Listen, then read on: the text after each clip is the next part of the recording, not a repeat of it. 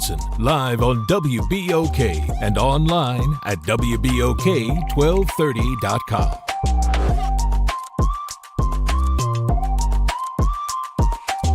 Good morning, good morning, good morning. This is Conversations with Ryan Richardson on WBOK 1230 AM, streaming worldwide on WBOK1230.com and also on YouTube. I'm your host, Ryan Richardson, and we are back with another great episode of Conversations with Ryan Richardson. This is a follow-up interview from November of 2025, and my very, very special guests are Miss Alma Grigsby and Miss Vanetta Lacey. How are you ladies doing? Good morning. We are doing well. How have you been since the last time I saw you? Can you hear me?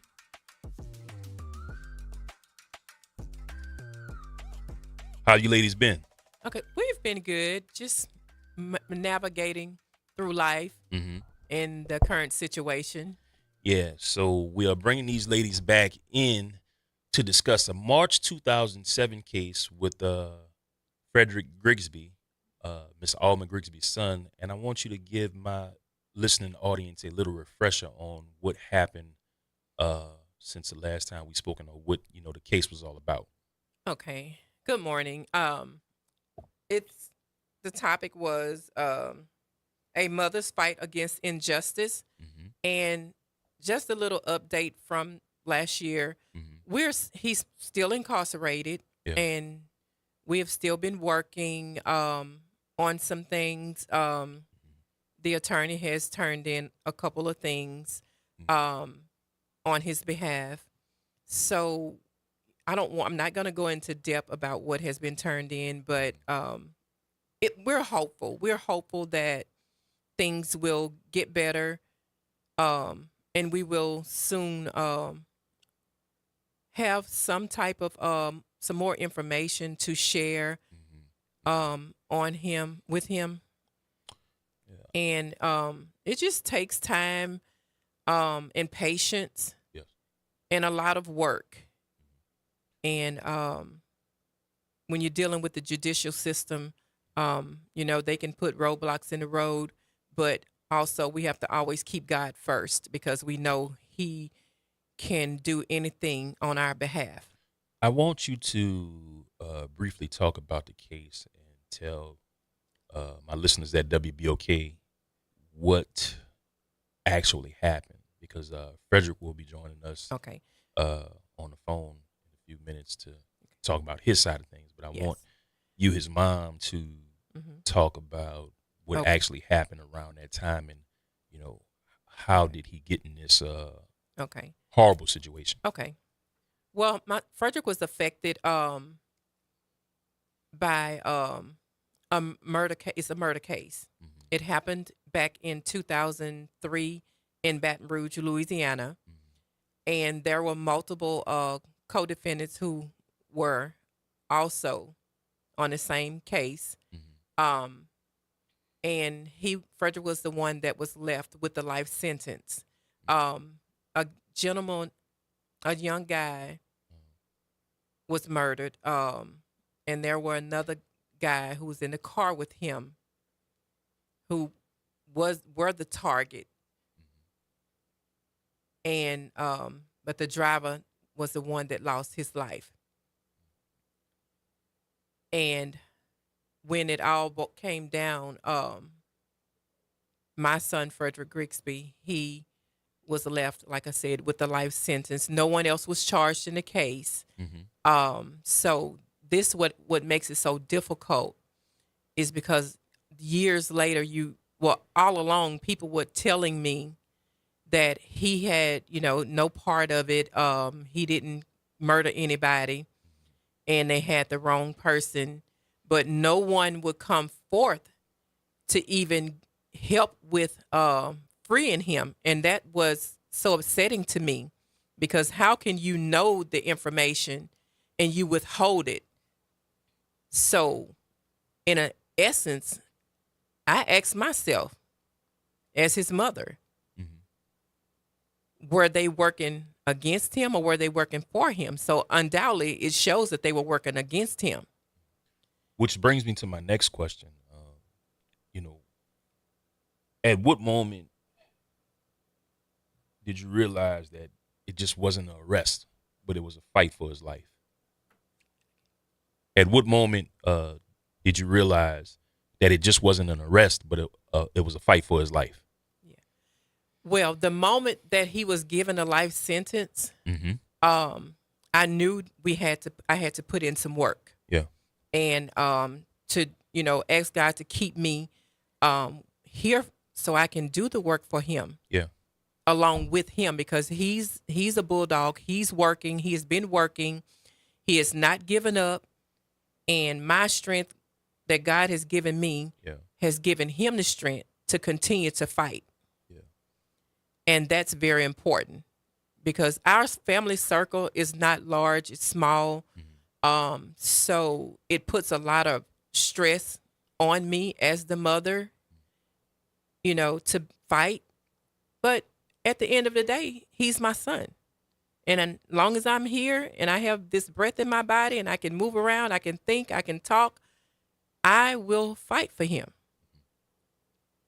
And this fight hasn't stopped and it won't stop. Yeah. I want to bring his fiance into this, Miss Vonetta Lacey, and I want you to talk about your experience throughout this whole ordeal. It has been very challenging to navigate through his case.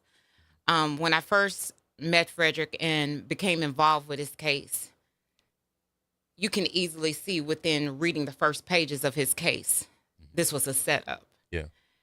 And for the judicial system to be the way that it is,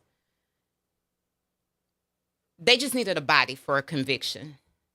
And speaking on what his mother said, 4 individuals in a vehicle, 1 person is murdered. Frederick was the only one charged. 2 of the individuals had pending charges, murder charges, attempted murder charges. They all disappeared. So just trying to navigate through this, work with him on his case. He knows the law very well. I've educated myself on the law, the procedures, the processes, and always being hit with a no or a dismissal. It can be very frustrating at times, but we will never give up. Right. Walk us through one of the biggest red flags in the case that made you realize that, hey, this could possibly go another way in his favor. There are several red flags in the case. Right. The biggest red flag would be that his conviction was based solely on the testimony of one of the co-defendants. This co-defendant was the owner of the murder weapon. This co-defendant also had pending charges because he previously shot Frederick. And this is what his conviction was based on. And this is the information provided to us from the district attorney's office. That's the first red flag. The second red flag is once we retrieved his district attorney file, we found information, a confession from the actual killer that was withheld. Had that information been provided at the time of his trial, we are more than sure the conviction would have been different, but that information was withheld. Was there any evidence throughout this whole ordeal that Was there any evidence? Was there any evidence that never made it to the case? As far as DNA or forensic evidence, there isn't any. Okay. There was not a gunpowder residue test done on Frederick. There was on another individual, not on Frederick. There is nothing else forensic to tie him to this. Only eyewitness testimony by a co-defendant. And, I've been following you all for some time, and you've been keeping in contact with me. This just seems like a cut and dry situation. It But, should be. here it is, 20 something years later, there's still not enough supposed evidence to free him. And, we go through these situations all the time as a society. People commit crimes and they say, well, oh, yeah, he did it, or, families, the first thing that families want to say is that he didn't do that, he wouldn't do that. But, I mean, here you guys have concrete evidence of him not committing the crime. And you also have, I think it was the last time we were here, it was a recorded video from someone that was in the vehicle with him. And that's still not enough. So I mean, how do you navigate through that? It's very hard. It's very challenging Mhm. because in the process of the information, if you present information this time and they deny it, you can't present it again. You can't present that information again. Right. But they keep dismissing everything. He has more than enough evidence to prove that he did not commit this crime. And with each process of submitting information to the state, it's always dismissed. And I'm not understanding that because there is a law, that there are exceptions to the law, especially when there are constitutional violations in a case. It must be addressed. And at this time, they are still not addressing them. What are some of the constitutional violations that you picked up after viewing his case and dealing with this whole ordeal for so long? He has a violation due process. Explain what that is for the listening audience, for those who may not know. Give me just a second. I'll pull that up for you because I don't want to say the wrong Right, information. of course.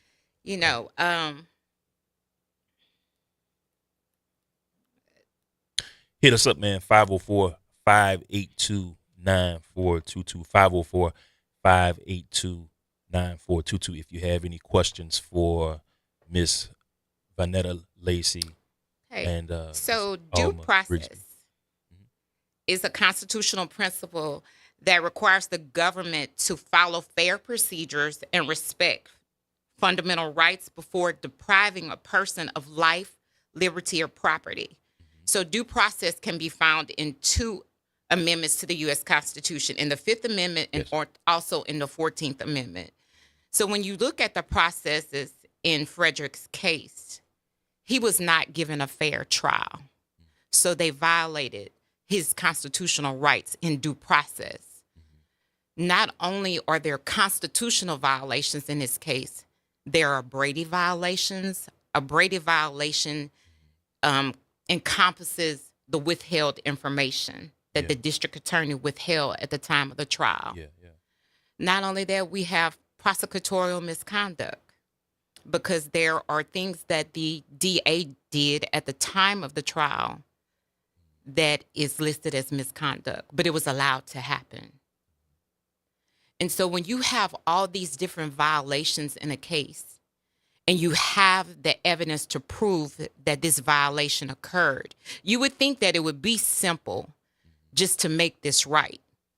But we live in the state of Louisiana, and they don't accept accountability even for the wrongs that they did and try to make it right. There are so many innocent people. Louisiana is number 2 in the nation for wrongful convictions. And as you see in the news lately, any opportunity to fight against making a wrong right is happening right before our eyes. Yeah. Especially with this current administration. And when you really think about what's going on, we try to not involve race in it, but I mean, it's a cut and dry deal. Very cut and dry. Yeah. What are your thoughts? I'm sorry. What are your thoughts? My thoughts are, I just wish that someone would take a stand and look at his case and look at everything that is in his case that violated his rights as not only a human being, but an American, and make the situation right. Just like when they convict someone, they say you have to prove without beyond a reasonable doubt that this person committed this crime. Well, it's the same thing. It should be the same way when you know that this is not right and you've convicted someone of a crime that you don't have any evidence except a testimony of someone that was in the vehicle with them. Make it right. He's lost 22 years. He can never get that back. Right. No amount of money could ever change the time. Time is something that we can't get back, and time is priceless. So just make it right. Make it right. You guys been with me for some time. I do consider you extended family, and this is still frustrating to me because I followed you for so long, and I touch on mental health every week on the show, and we try to incorporate mental health in whatever we do here on Conversations with Ryan Richardson. So, how has this affected your mental health as a whole? Because I know that this is a tough situation, and of course, I'm gonna kick it over to the woman who gave birth to him and knows him the best, Miss Grigsby. Right. It affected me, and I had to take some time to just think about how it had affected me. Mm-hmm. It affected me sleep. Yeah. My sleep, my just wanting to be around people, because I was so, I think I was just drained at one point. But I knew I had to ask God for the strength to keep on going for him. And even now with these 22 years, I still have days, some days I cry, because I say, why are we having to go through this? Yeah. And talking to him on the phone when he has his highs and his lows, that also affects me. Most definitely. And I have to, I pray with him, and I just open my Bible and I read a scripture to him, because that's what I know to do at this point, because physically I can't be there with him. Of course not. So that's my support I give to him as his mother. And for me, dealing with my mental health, I'm pretty strong, but my sister, which is my younger sister, Yeah. I call her some days when I have my high and lows. Mm-hmm. She prays with me. She talks to me. My mom calls me on a daily, and she just want to know, well, how are you feeling, from day to day, because she understands I deal with a lot all the time, But I just thank God, that I know him in the aspect that I know him in. And I know that he tells me all the time that sometimes you go through things to build your faith, and I see mine, he's built it, and it's pretty strong, and I'm just going to keep on walking in faith and trusting God that I know an outdate will come for my son. If I may, I can definitely speak on Frederick's mental health. It is definitely weighing heavily on him with the continuous denials by the court. He just received a denial. It was signed by the judge on June 1st. We just received it on June 4th, where they are not looking at any of the issues that have been presented in the proper form. The judge just signed off on it and said, dismissed. All right, so we got to go to our first break. Okay. This is Conversations with Ron Richardson on WBOK 1230 AM, streaming worldwide on WBOK1230.com and also on YouTube. Remember, guys, you can find me on social networking. Just search for the Ron Rich or Ron Richardson Facebook page. You can also find me on Instagram. Just search for Ronald_Richardson_Jr. on Instagram. You can also find me on TikTok, Lemon, and Substack, all under the same name. Miss Grigsby, tell the people where they can get in contact with you if somebody wants to reach out to you. Okay. My phone number is 225-247-7560. And my email address is alma.edwards68@gmail.com. All right, man. So we got Frederick Grigsby, Miss Alma's son, calling in tell his side of things right here on Conversations with Ron Richardson. We'll be right back after this. Stay tuned, family. See you in a second. Peace.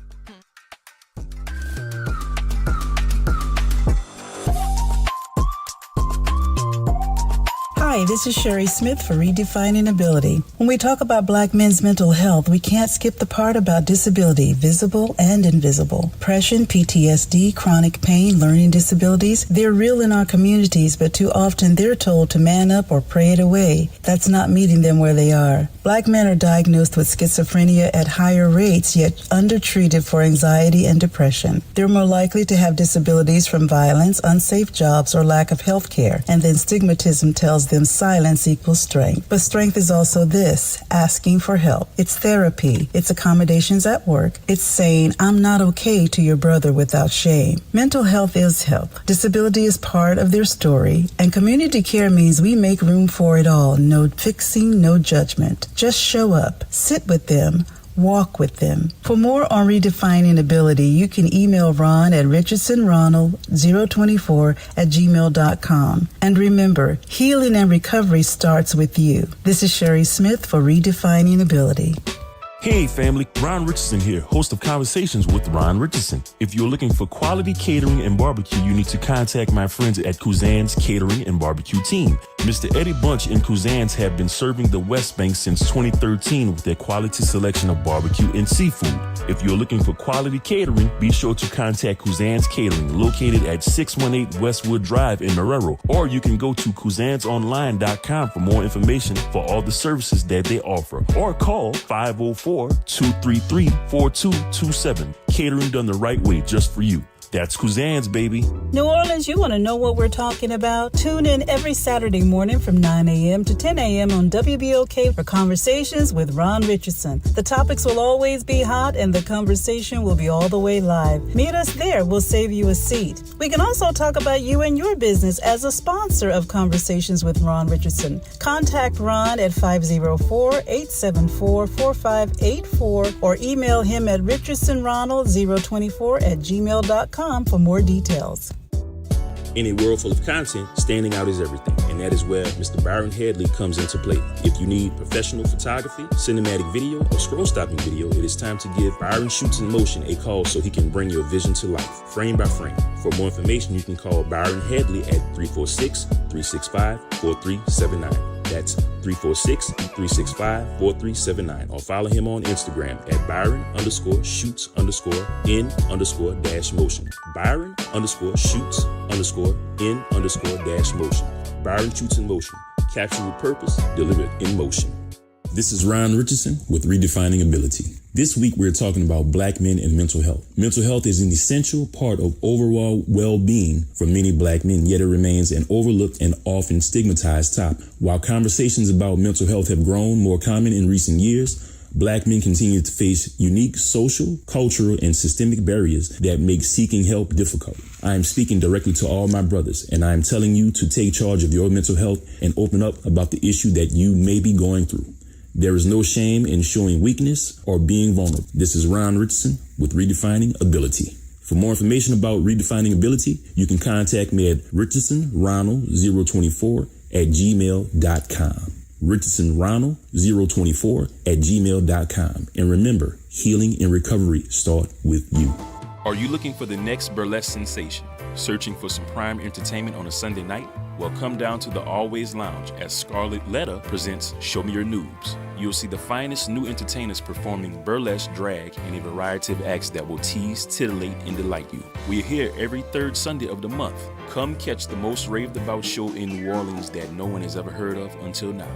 Show me your noobs. It's the perfect night out, whether you're a burlesque regular or sharing your first time with us. Show me your noobs will leave you breathless. For more information on Show Me Your Noobs, go to thealwayslounge.net. WBOK online at WBOK1230.com. It's the place where we can be open and honest about real life issues. You're listening to Conversations with Ron Richardson, live on WBOK and online at WBOK1230.com. Welcome back. This is Conversations with Ron Richardson on WBOK 1230 AM, streaming worldwide on WBOK1230.com and also on YouTube. I have Miss Alma Grigsby in the studio, and I have Miss Vanetta Lacey in the studio. Calling in, giving permission to call in, Mr. Frederick Grigsby.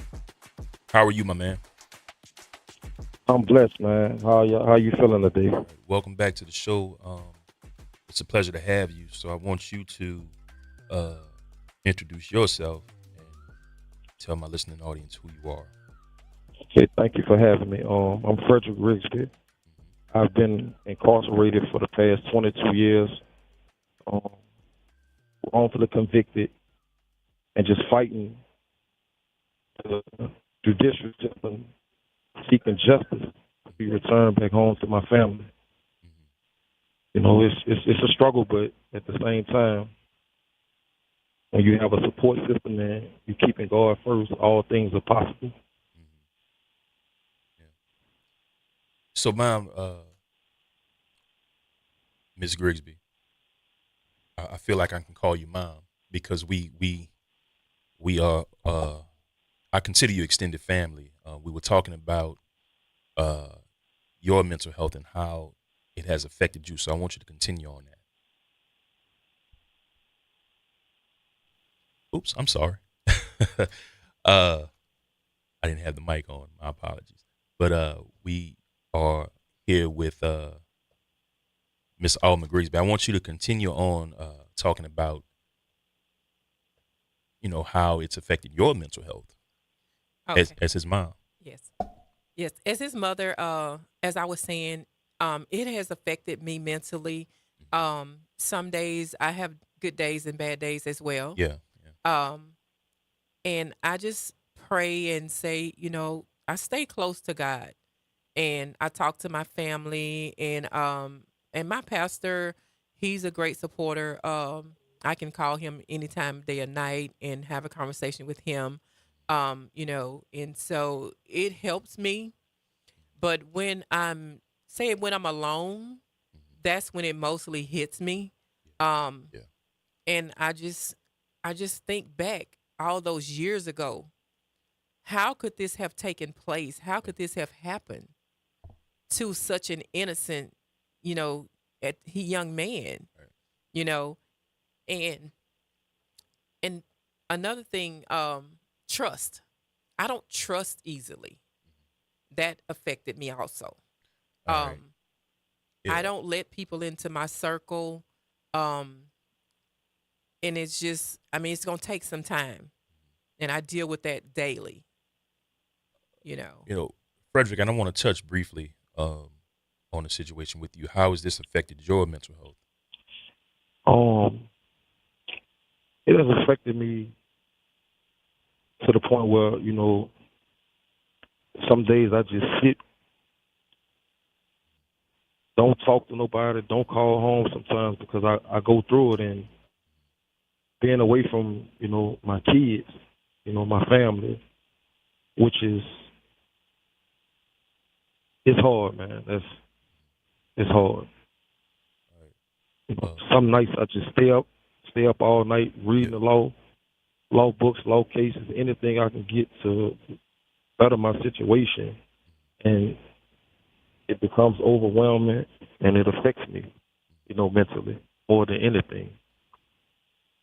All right, my brother. So, you know, we're going to keep fighting for you, and we wish I you all the appreciate best. And hopefully you'll be home soon. All right.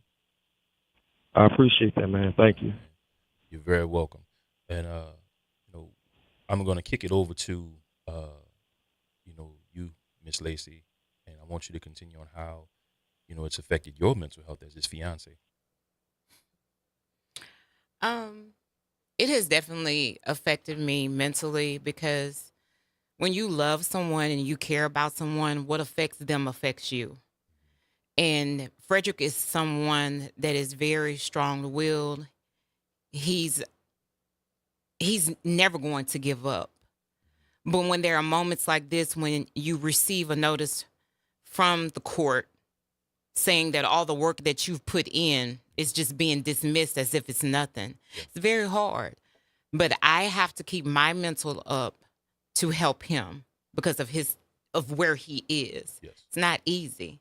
Being incarcerated, it's not easy for you to show emotion. You have to keep a certain guard up while you're in there.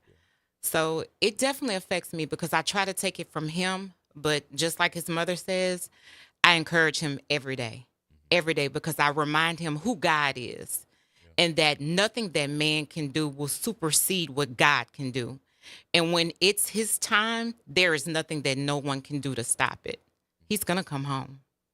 Yeah. You and I were talking before we went on air. We were talking about, you brought up an interesting point about the financial toll that it takes on you all to fight this case and keep this case out there. So why don't you touch on that? Because you made an interesting point. You said once you're in the system, and I'm talking about not Frederick per se, but once the family's in the system, they're fighting through this ordeal. People don't realize the financial toll that it takes on the Absolutely. family. Go ahead. It takes a tremendous toll on family. And what I've found, even with my own personal experience with my son, is that the judicial system does not want the family support. You're looked at as an enabler. We're not enablers. We are all that they have. We're the ones on the ground doing the work, making the phone calls, sending the emails, advocating for them, advocating on their behalf, because they don't have that. They're in a position where they can't do that for themselves. So it is very, very trying. There are days when both of us, we work a full-time job. I'm getting ready. Both of us are in school. Yeah. But we still have to put that time aside to make sure that we give that time to his case, because what I want them to know, we will never stop. We will never stop. We will never be silenced. And it's not just for Frederick. There are so many in the same position as Frederick. And we want to say that to other families. Don't ever give up. Don't give up. I don't care what the odds may seem to be against you. Never give up. Keep fighting. Man, it's, every time I talk to you guys and we revisit this, because we've talked a lot in private also, it's just a very difficult situation, and like I said, you don't want to throw race in there, but everybody that's in this room knows that race has everything to do with it. It's just not that cut and dry. Right. Yeah. So, Mom, Ms. Grigsby. Yes. What are your thoughts? Just overall.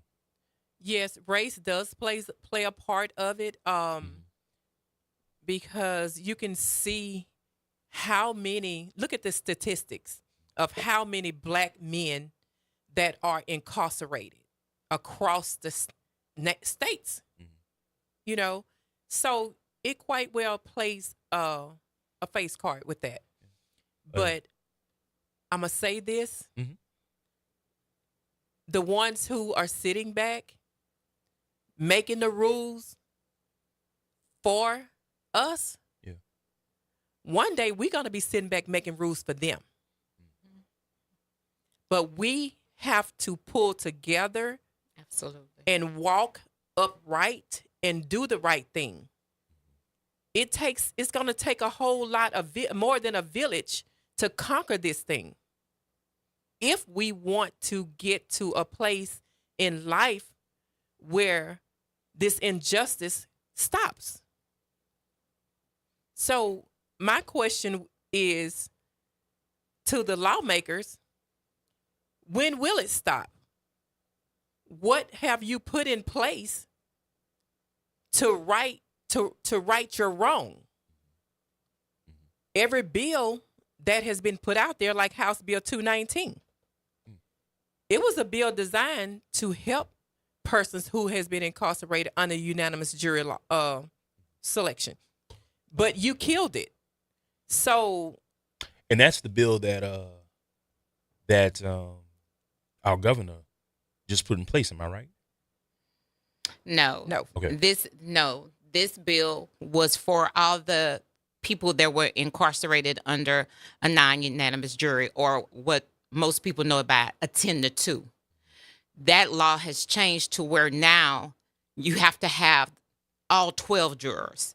But prior, if 10 people said you were guilty, that's all they needed for a conviction. So the federal government in the Ramos case ruled that that was unconstitutional. However, what the federal government did is they allowed each state to make the decision on how they would handle all these cases. Well, we're in Louisiana. This bill has been presented for the second or third year. yes. And it still has not passed. Right. That bill will allow all the individuals convicted on a non-unanimous jury to either have their charges vacated or to have another trial. It has not passed. And House Bill 219, I'm not going to go into the details of who introduced it because I can't do that. But what I'm going to say about it is it was a proposed measure aimed at establishing a process for post-conviction review and resentencing for individuals convicted by the non-unanimous juries. This bill was deferred in the House Administration Criminal Justice Committee, and it was killed. But the key purpose of it was aimed to provide resentencing opportunities for defendants who were serving maximum allowable sentences from felony conviction returned by a non-unanimous jury, a practice later declared unconstitutional by the Louisiana Supreme Court. So how would you kill that bill? That we have over 1,500 people who are affected by it. You need to give them some type of relief. It's not fair. So, but I'm going to keep fighting and keep praying. And I know that one day God is going to bring him home and he's going to live a productive life. So if I may, I want to touch back on when you spoke of race earlier. Yes. Race does play a big role in this because if we look at the incarceration rate, Louisiana is probably maybe about 31 to 35% Black, but yet the incarceration rate is about 96% African American. And so when we look at all these bills that are being presented in order to give some type of resolution, you can't help but wonder if that's why it's not being passed, because the majority of the individuals that it affect are African American. And it seems like with everything going on in the administration, it seems like we've been set back. Yes. We've been set back as a whole. I mean, we have. They're trying to send They're us back trying to everything. send us back. Yeah. They're trying. And that's where we, as the people, we have to learn how to stand together. We have to stand together in this process and let them know that we're not going back. We are not turning back at all. We deserve everything that they have, everything that we deserve that as well. We have a voice, and they're steadily trying to take our voice away from us. We see everything that's going on here, but I just want them to know we are not going back. We're not going back prior to 1865. That's not happening. you know, when I started conversations with Ron Richardson, I specifically wanted to talk about topics like this along with mental health. And you know, the more and more you think about it, like we've been saying through the course of the whole show, so many families are in this situation.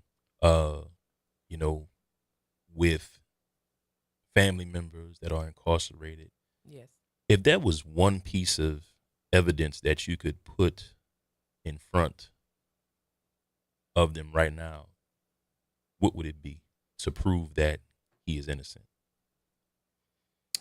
If there was one piece of evidence that I could put to show that he was innocent, Mm-hmm. I could give multiple.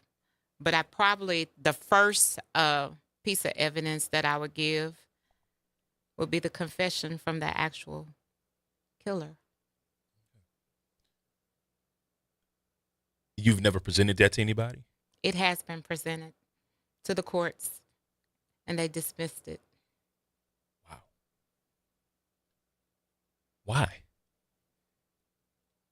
The only thing that they keep saying is because he has subsequent post-conviction relief applications. Expound on that a little bit. So in Louisiana, to file for post-conviction relief, you have two years from the date of your conviction to file that application, which is what he did. Right. He did file his application. Right.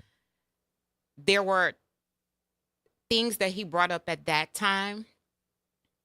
They dismissed it. And so he has filed subsequent applications. With the subsequent applications, it's been more evidence.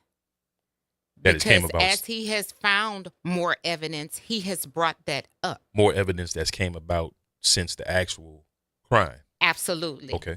More evidence to prove that he did not commit this crime. And the only thing that the judicial system is banking on is their law of 930.4, stating that subsequent applications, basically, regardless of the information that's in the application, is going to be dismissed. However, there are exceptions to that rule. There are 3 exceptions to that rule. He meets all 3 of them, and they're still dismissing it. That's what's affecting his mental right now. That's what's affecting all of us. Because you're saying, no matter what we present to you, you're not going to hear it. That's what you're trying to tell us. Undoubtedly, nobody's even looking at it. Nobody's even looking at the information. Because when we review the objections from the state, it's never based on the information that's presented. They only base it on timelines and the fact that he submitted subsequent applications. It makes you wonder, I didn't mean to interrupt, but it makes you wonder, are they actually taking the time out to actually see what's going on? They're not. They're not. And the first thing that they're quick to say is they're so understaffed. They're so understaffed. If you know, right now, the DA has a lawsuit against Louisiana because of the budget, because he said that he's severely understaffed. But you're staffed enough that once we submit something, you have a deadline in order to respond to that. You find the time to respond to that. You just don't respond to it in the way it should be responded to. There has never been a response in relation to the evidence that has been presented. Only the timelines and the subsequent applications. So how has this affected other family members, such as kids or his son, nieces, nephews? His son, he's very quiet. Yeah. So he doesn't express a whole lot, but you can tell that he's not always in a good place. Right. With himself, but he does his best to, just keep life moving at the point where it doesn't show. My mom, one of his biggest cheerleader, she cries a lot even now. She constantly keeps him on her mind, in her heart. And she just keep praying. She say, Lord, she say, I know one day you're gonna send him here to me before I leave this world. And then my sister, it affects her also. And my other sons, it has affected them. I have one that has severely affected him. And I've been speaking to him and having conversations because at this point he really needs to get some help. All right, man. So, we got one more segment to go.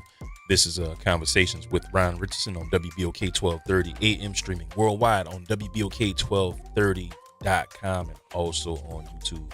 I had Miss Vanetta Lacey and Miss Alma Grigsby in studio with me today talking about Mr. Frederick Grigsby in the 2007 crime that he was falsely accused of and is serving a lengthy prison sentence. We'll be right back after this. All right, stay tuned.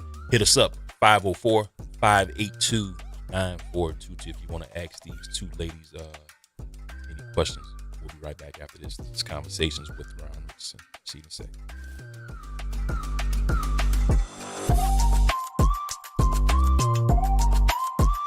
Ron Richardson here. If you are like me, that means you love the feeling of getting a fresh haircut and shave. If you do, then you should check out my friends Eddie and Dana Bunch at First Impressions Barber and Beauty Salon, specializing in hairstyles for men, women, and children. If you want to make a good first impression, you should check out First Impressions Barber and Beauty Salon located at 618 Westwood Drive in Marrero or call 504-341-6777. Remember, it's never too late to make that first impression at First Impressions Barber and Beauty Salon.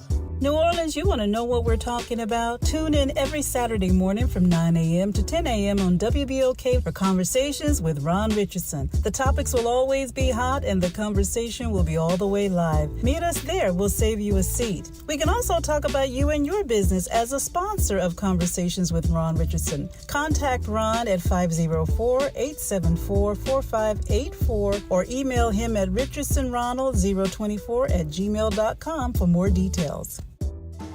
Are you looking for the next burlesque sensation? Searching for some prime entertainment on a Sunday night? Well, come down to the Always Lounge as Scarlett Letta presents Show Me Your Noobs. You'll see the finest new entertainers performing burlesque, drag, and a variety of acts that will tease, titillate, and delight you. We're here every third Sunday of the month. Come catch the most raved about show in New Orleans that no one has ever heard of until now. Show Me Your Noobs. It's the perfect night out, whether you're a burlesque regular or sharing your first time with us. Show Me Your Noobs will leave you breathless. For more information on Show Me Your Noobs, go to thealwayslounge.net. In a world full of content, standing out is everything, and that is where Mr. Byron Headley comes into play. If you need professional photography, cinematic video, or scroll-stopping video, it is time to give Byron Shoots in Motion a call so he can bring your vision to life, frame by frame. For more information, you can call Byron Headley at 346-365-4379. That's 346-365-4379. Or follow him on Instagram at Byron_shoots_in_-motion. Byron_shoots_in_-motion. Byron Shoots in Motion. Capture with purpose, delivered in motion. Uptown, downtown, wherever you are, keep it locked in to WBOK. Thanks for listening to Conversations with Ron Richardson, live on WBOK, and listen online at WBOK1230.com. Now, back to Ron. Welcome back. This is Conversations with Ron Richardson on WBOK 1230 AM, streaming worldwide on WBOK1230.com and also on YouTube. And I would like to welcome back Miss Vanetta Lacey and Miss Alma Grigsby to Conversations with Ron Richardson. Still hanging with me, ladies? Oh yeah, we still in here. We're not going anywhere. We're gonna we're gonna roll until the tires fall off. I usually ask my guests if they're having fun. Yes. Yes. Ironic, it's we always have fun in the studio with different guests that I bring on. And right. Actually, during the breaks, what the audience can't see, the ones who are streaming online, we were actually laughing and talking, during the breaks about this. And, I always try to make it as comfortable as possible when having different guests on, and you ladies are no exception. And I'm thankful that I'm able to help you through this whole ordeal, and we just got to continue to fight. Right. Got to continue to fight. And we thank you so much for allowing your platform for us to bring awareness to this. We thank you so much. When I started the show, I said I wasn't going to cut any corners. I was going to talk about everything. Right.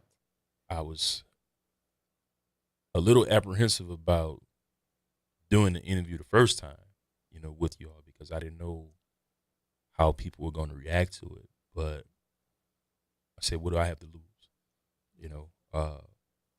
My show is all about helping people. Right.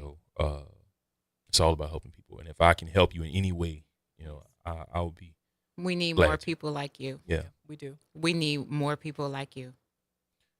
So what's next for you all, man? Because this has been going on for some time. What are your plans to try to continue this fight and be Frederick's advocate? Our plans to continue. And just an advocate as a whole for anybody who's going through this, but continue.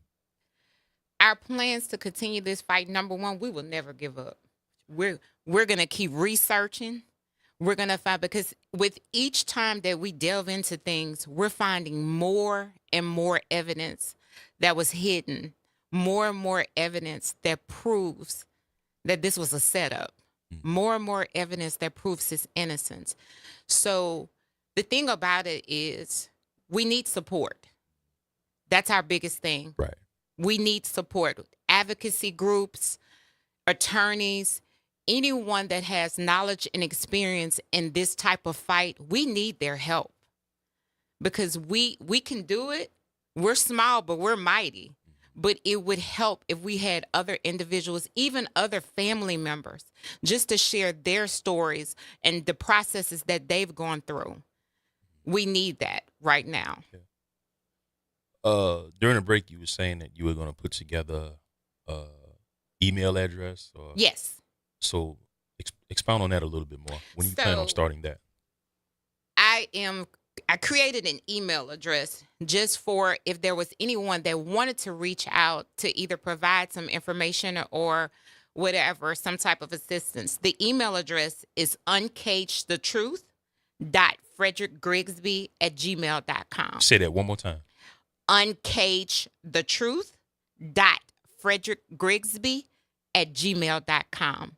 So if there's anyone out there that would like to provide some information, provide support or anything, please send me an email and I will respond to you as quickly as possible. I always say on my show, man, you have to advocate for yourself. Absolutely. You have to advocate for yourself, whether it comes to health, physically, mentally, emotionally. You have to advocate for yourself. And what I love about you two ladies is that, I know this can get tiring. I know, you can give up so easily, which was a point that I wanted to bring up also. I know you as a fiance probably face a lot of flack from people saying, okay, well, he's in jail. What are you hanging around for? What do you have to say to that? You are absolutely correct about that. I do. I'm always presented with questions of why I'm with him. He's in jail. He can't do anything for you. But my assignment is on a different level. And some people don't understand that. I know who I am as a person. I know who God created me to be. And I am walking in my purpose. And Frederick is part of my purpose. And I'm going to stand on that. It doesn't matter what nobody else says. I'm going to stand on that, and I'm going to continue to do what I'm supposed to do, what I was created to do. And it's not just about Frederick. Whatever I can do to help anyone, I'm going to do it. But right now, I'm focusing on Frederick. So I don't care what people say. It doesn't matter. I know the love that we share between us, the care and concern. It doesn't have to be all physical. A spiritual connection is the best connection you could ever have. Miss Grigsby. Yes. Any closing thoughts? Any closing thoughts that you may have? Yes. I appreciate you. Appreciate Simone and Miss Yeah. Lacey for being by our side and guiding me and helping us with all of this, because I had been carrying the burden by myself for a long, long time, and I didn't know a whole lot about legal issues, and so I didn't know how to do the research to get the information that was needed, and so I really appreciate Miss Lacey for coming in at the time that she came in our lives to navigate, with my son through, getting the case to where it is.